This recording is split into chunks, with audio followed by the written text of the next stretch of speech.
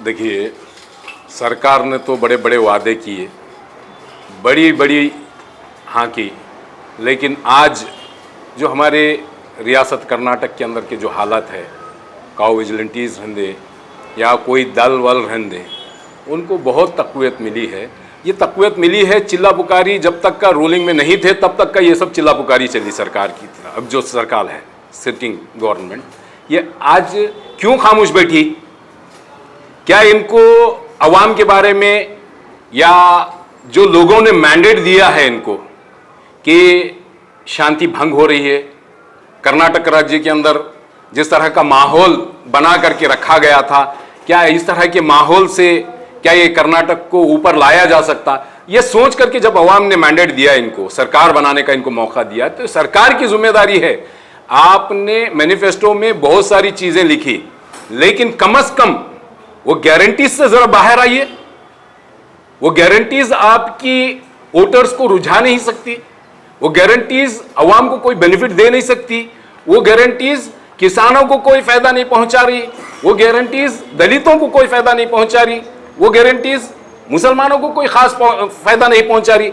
जबकि एक फेस्टिवल जैसे माहौल के अंदर फार्मर्स अपनी जगह परेशान हैं, उनके बूढ़े जानवरों के ताल्लुक से या बकरा गाय भैंस के ताल्लुक से, तो उनके ताल्लुक से क्या गवर्नमेंट पॉलिसी लाई है? कोई पॉलिसी नहीं है। अब तक उन्होंने सिर्फ मैनिफेस्टो के अंदर जो बताया है, बस बताया ही है। हाँ, 5 गारंटी को लेकर के उन्होंने स्टेट की इलेक्शंस को, असेंबली इलेक्शंस को आगे बढ़ाया, विन करके सरकार बनाई। उसके साथ साथ 5 गारंटीज को लेकर के आंध्रा तेलंगाना के अंदर वावेला खड़ा किया गया, हत्ता के national level central government form करने के लिए भी इन्होंने जद्दोजहद की। तो मैं ये पूछना चाहता हूं, ये 5 गारंटीज से लोगों ने मैंडेट नहीं दिया है। 5 गारंटीज तो एक अपनी जगह है, लेकिन ये फार्मर्स जो मेजॉरिटी है इस देश की, बैकबोन जिसे कहा जाता है, इकोनॉमिकल बैकबोन, उसके लिए क्या कर रहे हैं? और ये जो माइनॉरिटीज जो पहले भी परेशान थे बीजेपी की सरकार में, अब जो सेकुलर गवर्नमेंट जिसको हम समझ रहे हैं, वो सेकुलर गवर्नमेंट के अंदर भी अगर परेशान है, तो मतलब मुझे समझ में नहीं आता है कि गवर्नमेंट के लिए मैंडेट देने वाले अवाम क्या करेगी? अब किसके पास जाएगी? क्या एडमिनिस्ट्रेशन के पास जाने के बाद इसके सोल्यूशन है? नहीं है। इन्होंने बड़े बड़े वादे किए और इन्होंने यहां तक के कहा था कि हम फर्स्ट कैबिनेट के अंदर एंटी पीपल पॉलिसीज को हम उसके खिलाफ ये करेंगे। तो कैबिनेट, कितने कैबिनेट चाहिए? कब तक का ये चलेगा?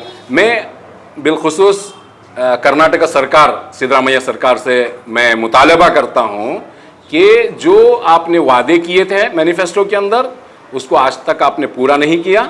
आप पूरा करने के लिए चला जाए।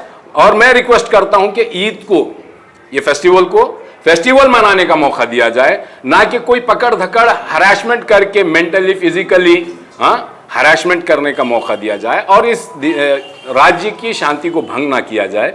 मैं ये मुतालबा करता हूं। और ये भी अवाम उन्नास से भी मैं मुतालबा करता हूं कि आप अमन व शांति को मेंटेन करने के लिए, साफ सुथराई को मेंटेन करने के लिए आप जिम्मेदार हैं। आप लोग भी अपनी जिम्मेदारी निभाएं। बिलखुसूस मुसलमानों से मैं मुतालबा करता हूं कि आप लोग सफाई सुथराई मेंटेन करें। और कॉरपोरेशन से भी मैं मुतालबा करता हूं कि आप लोग भी अपनी जिम्मेदारी से अगर काम करेंगे, तो ये जो गुलबर्गा डिस्ट्रिक्ट, जो अमन जहां पे रहता है, शांति जहां पे रहती है, वो शांति बरकरार रहेगी।